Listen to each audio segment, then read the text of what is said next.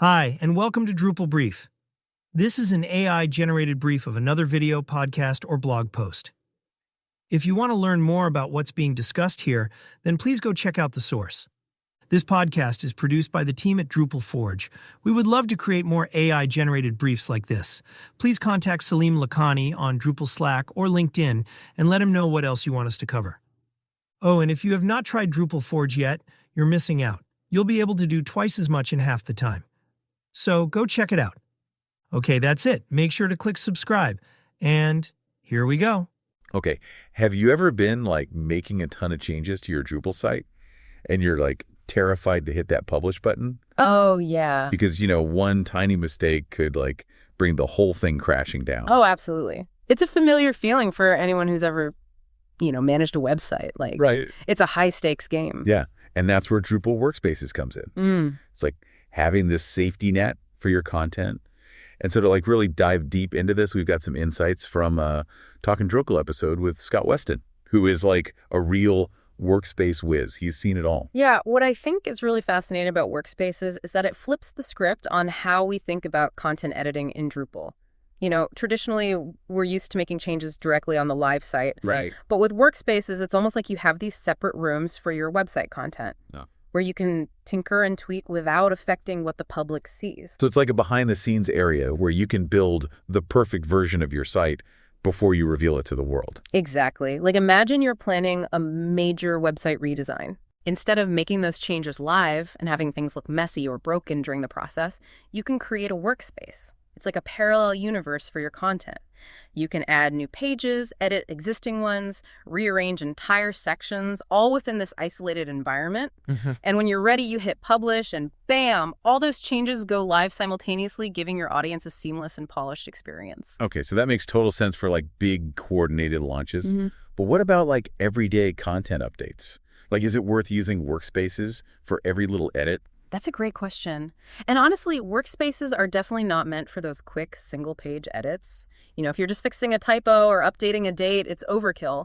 Right. Think of them as more of a strategic tool for projects that involve significant changes to multiple pages, like a website redesign, a seasonal promotion, or a major content overhaul. So it's kind of like working smarter, not harder. Exactly. You got to pick the right tool for the job. Right, choosing the right tool for the job. And there's another really key point to remember. Workspaces are all about content, not configuration. Okay. So you can edit the content of your pages, but things like site settings, those remain global. Wait, so if I wanted to test out a new theme or tweak some site settings, I can't do that within a workspace. Well, that's where Workspaces Extra comes in. It's a contributed module that kind of expands the capabilities of core workspaces, and it lets you make those configuration changes within a workspace environment. Okay, this is getting really interesting. Yeah, so you can preview these configuration changes in your workspace, but there's a catch. They still apply globally across all workspaces and even the live site. Okay. So imagine you're tweaking the design of your site's header within a workspace. With Workspaces Extra, you can preview those changes. But when you publish that workspace, bam, that new header is live everywhere, even in other workspaces. Got it. It's powerful, but you got to use it wisely. Yeah, it's like a double-edged sword.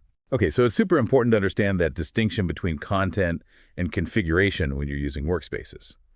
But now I'm kind of curious about this one workspace per content rule that Scott mentioned. Yeah. What's the reasoning behind that? It's all about preventing conflicts when you're publishing changes. Yeah. You can only edit a specific piece of content in one workspace at a time. Okay, I can see the logic there. Yeah. But that does feel a little bit limiting. What if I have a team working on different sections of the site? Right. Can't we have multiple workspaces running at once? You absolutely can. And that's where sub-workspaces come into play. Think of them as branches stemming from a main workspace. So you might have one workspace for your overall website redesign, and then you can create sub-workspaces for specific sections like the homepage, the blog, or the About Us page. So that way multiple people can be working on different sections of the website simultaneously without stepping on each other's toes. That's the idea. It allows for greater flexibility and collaboration while still maintaining that safety net of the one workspace per content rule. Okay, so you're kind of trading off a little bit of flexibility for a whole lot of safety and sanity? Exactly. It's like having lanes on a highway. It might feel restrictive at times, but it prevents those head-on collisions. Yeah, that's a good analogy. And that brings us to another important point. How do revisions work with all of this? Right. Every time you edit content within a workspace, it creates a new revision, just like normal editing in Drupal. So in a way, workspaces are like buckets that hold a specific set of revisions for each piece of content. That's a great way to think about it. When you publish a workspace, you're essentially pushing those chosen revisions live, making them the official versions of your content. But it sounds like workspaces aren't meant to be like a full-fledged version control system, right? That's right. They're not a replacement for something like it. While workspaces provide a powerful way to stage and publish batches of content changes, they're not a comprehensive solution for managing complex branching and merging scenarios. Okay, so we're starting to see how workspaces can really bring order to what could be a very chaotic process. It definitely can. But what I think is really exciting is how it can change the game for collaboration and client feedback. Absolutely. Let's dig into that next. So let's talk about collaboration, because I think this is where workspaces really shine. Yeah. In the Talking Drupal episode, Scott shared this great example about building a partner page for a client.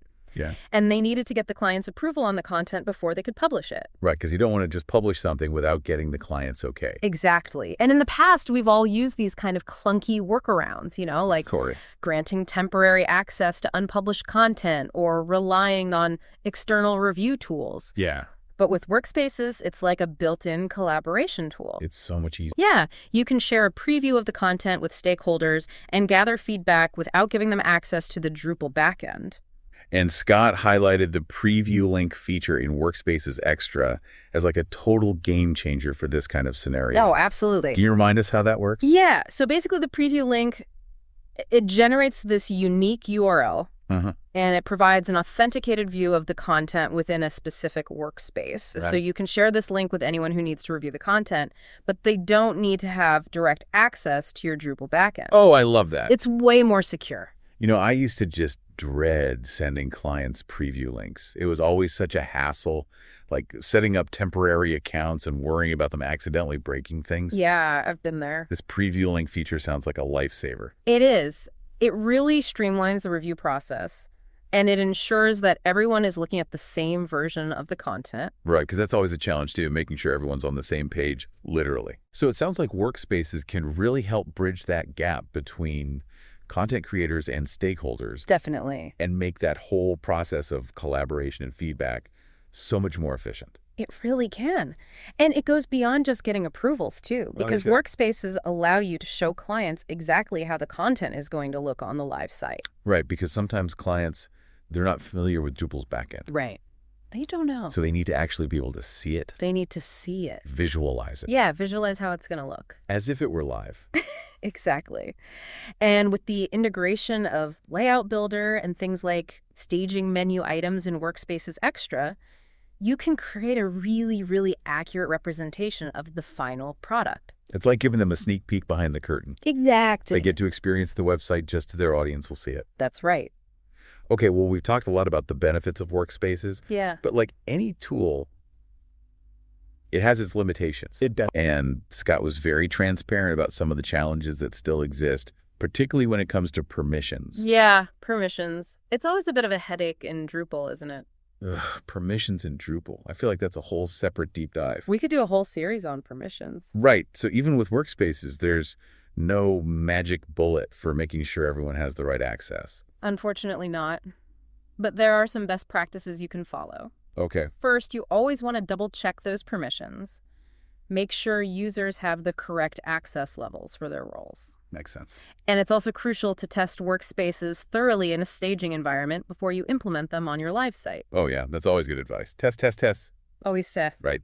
Much better to catch those potential issues early on Definitely. rather than having to deal with them on a live site. Absolutely.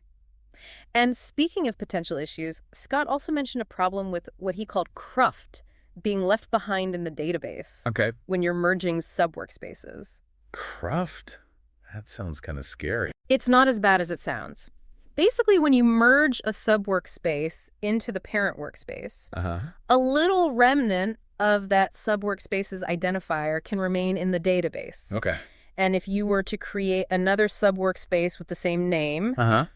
that old content might reappear. So it's like a ghost in the machine. Yeah, kind of spoopy. A little bit. But the good news is there's a patch available Right. for those who need a solution right away. That's good to know. So it's something to be aware of, but it's not necessarily a showstopper. Exactly. And there was another limitation that came up in the Talking Drupal episode. Okay. Scott mentioned that aliases and redirects are currently tied to the live workspace. Oh, okay. So if I create a new page with a specific alias in a workspace, that alias won't actually be active until the workspace is published. That's correct. It's something to keep in mind when you're planning your content structure and your URL strategy. Got it.